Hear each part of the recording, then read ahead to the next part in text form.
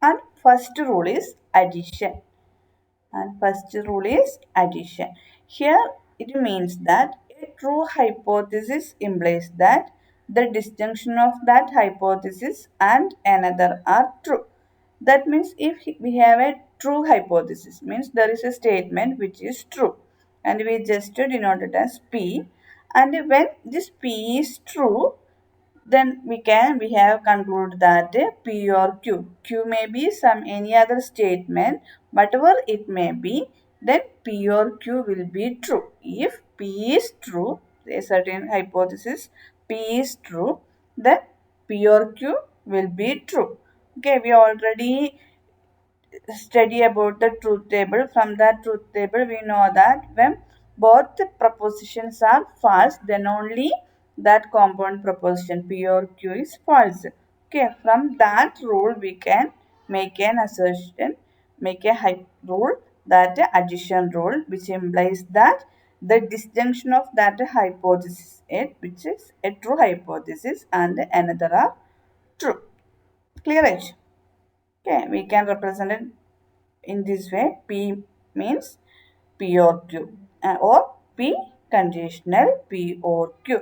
This is means that it is tautological implication. This is also called tautological implication because this P conditional P or Q will be result in a true. That is, it will be just to draw the truth table for P conditional P or Q. The resultant table will be tautology.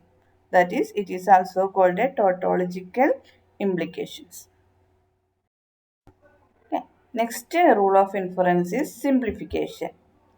It means that if the conjunction of two proposition, we already studied about conjunction, or you just view the previous slides.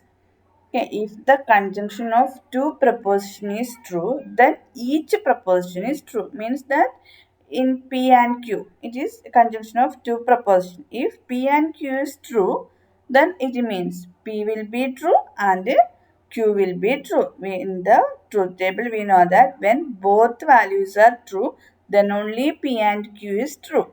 Okay, from that definition, we can move to the next inference rule, simplification. Means if the conjunction of two proposition is true, then each proposition, that is P and Q is true. Okay, that we denoted as P and Q. Means P, if P and Q is true, then P will be true and Q also true. Just we just write only one conclusion, that is P and Q true, then P is true. Okay, or we can denote it either this way, P and Q conditional P. Here also, when you draw this table, you should get the final column as tautology. Another rule, conjunction. Okay, first rule is addition and the second rule is simplification and third rule of inference is conjunction. Okay, here just note that conjunction means we already studied P and Q. Okay, if P is true and Q is true, then P and Q is true. The reverse of that simplification rule.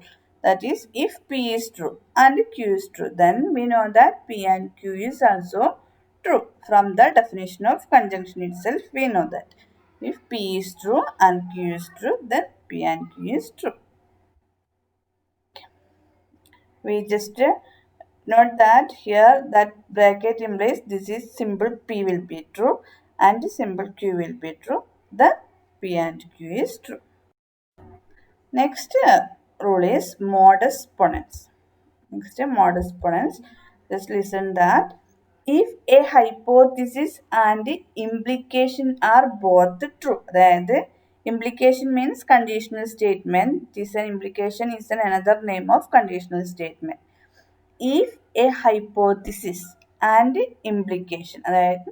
If just P is true and P conditional Q is true, then what is the conclusion of P conditional Q?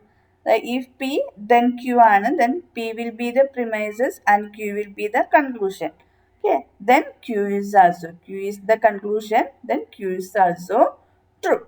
that is modest ponens. If a hypothesis and implication are both true, then the conclusion is true.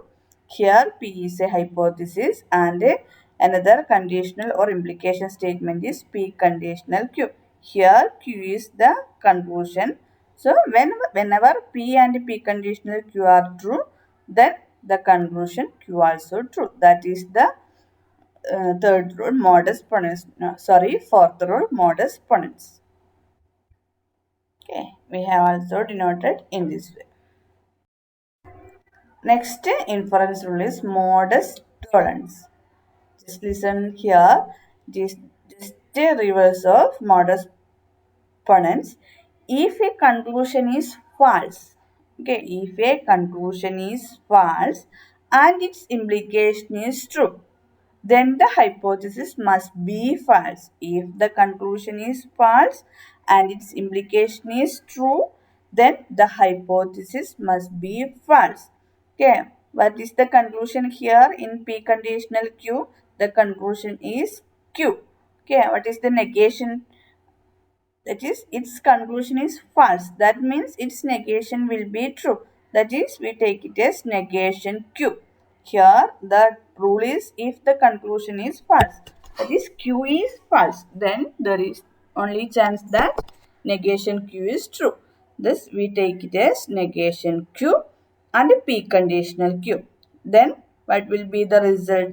The hypothesis must be false, means that P is false. That is why we take it as negation P. That is the rule modest tolerance. Okay. We can denote it in this way. Next rule is hypothetical syllogism. Okay, all these rules are very important in rule of inference because these rules are we used to develop a certain conclusion. Okay, here just note that if an implication is true, okay, if an implication is true and the implication formed using its conclusion as the hypothesis also true, means if there is an implication P conditional Q and the conclusion of that implication is Q. Okay, then we make another implication with that conclusion Q. That is Q conditional, another Q conditional R. Then the implication formed using the original hypothesis and the new conclusion. What is the new conclusion? R is also true. That is just listen here. P conditional Q, that is first hypothesis and the conclusion is Q. And we take this conclusion and another hypothesis R, that is Q conditional R. Then what happens? The original hypothesis means P, P conditional and the new conclusion R, that is P conditional R is also the conclusion. Okay, when we have new premises like P conditional Q and Q conditional R, then the new premises P conditional R is the conclusion. Okay, we have also this notation for hypothetical syllogism. Previous one, disjunctive syllogism. Okay, all these are very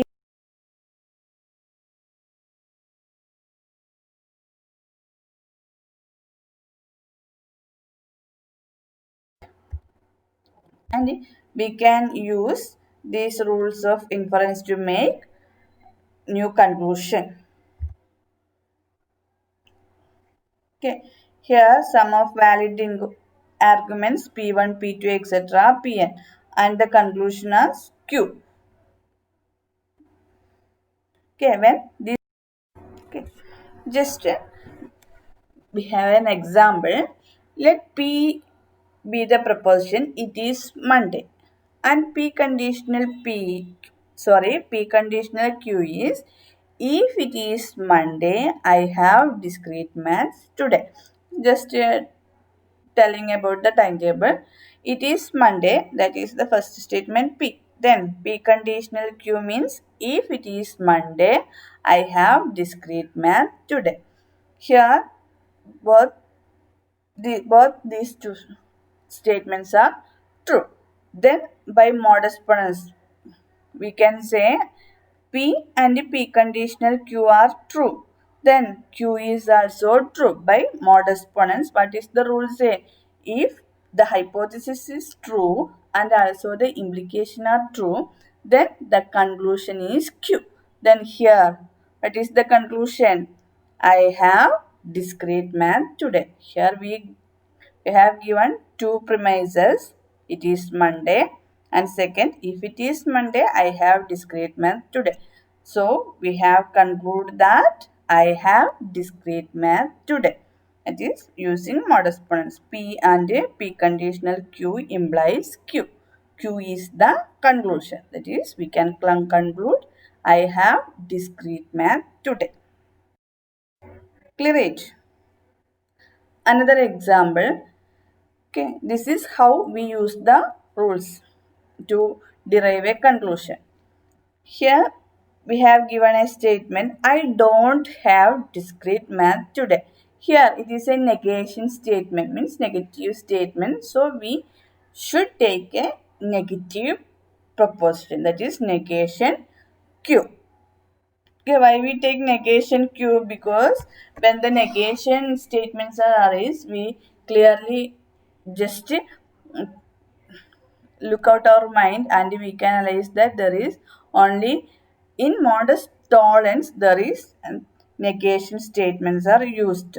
So we just take the conclusion negation Q as I don't have discrete math today. And here another premise is P conditional Q. If it is Monday, I have discrete math today. Thus, we have two premises P conditional Q and negation Q. That implies we can conclude negation P. Negation P. But it is negation P. P means it is Monday. Negation P means it is not Monday. That is, we can conclude it is not Monday. Clear it? From this statement, we have to prove that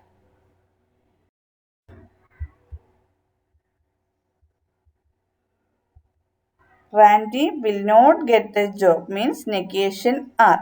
Here the statements are P and P conditional Q and Q conditional negation R.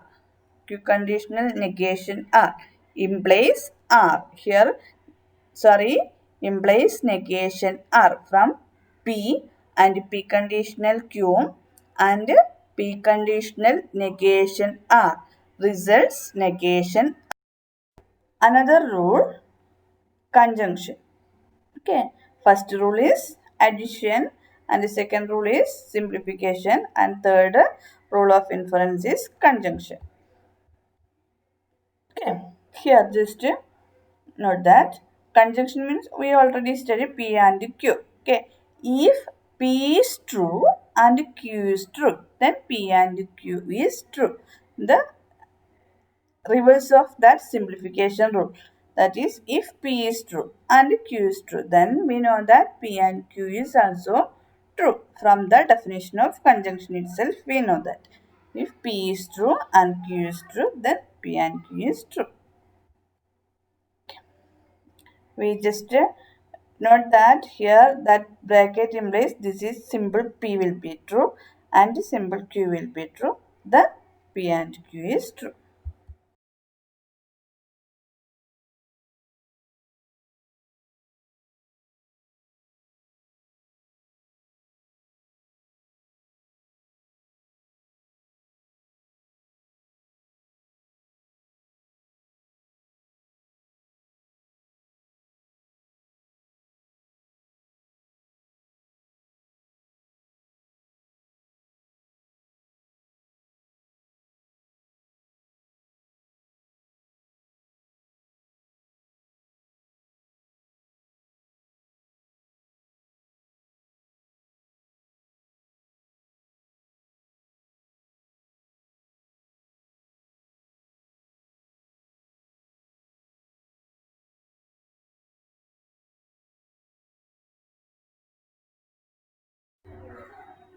Clear it?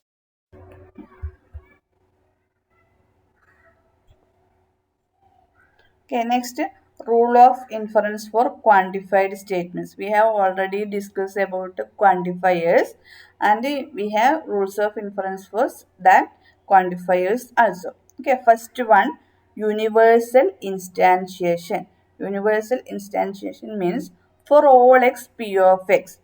But it is for the predicate p of x, it is true for all the domains in x. So we can say that if there is any letter C, it will be an element of that P of x. That is, here we just say for all x P of x, there should exist a P of C if C belongs to U.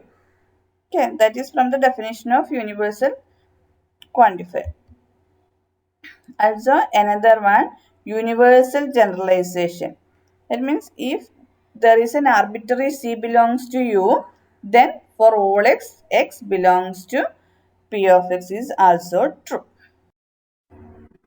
Okay, next, for existential instantiation, there exists x P of x, then there exists some C belongs to U, there exists some P of C.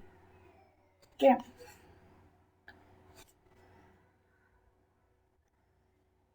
Next one, existential generalization. It is like universal generalization. P of C for some C belongs to U. Then we can say that there exists some X belongs to P of X.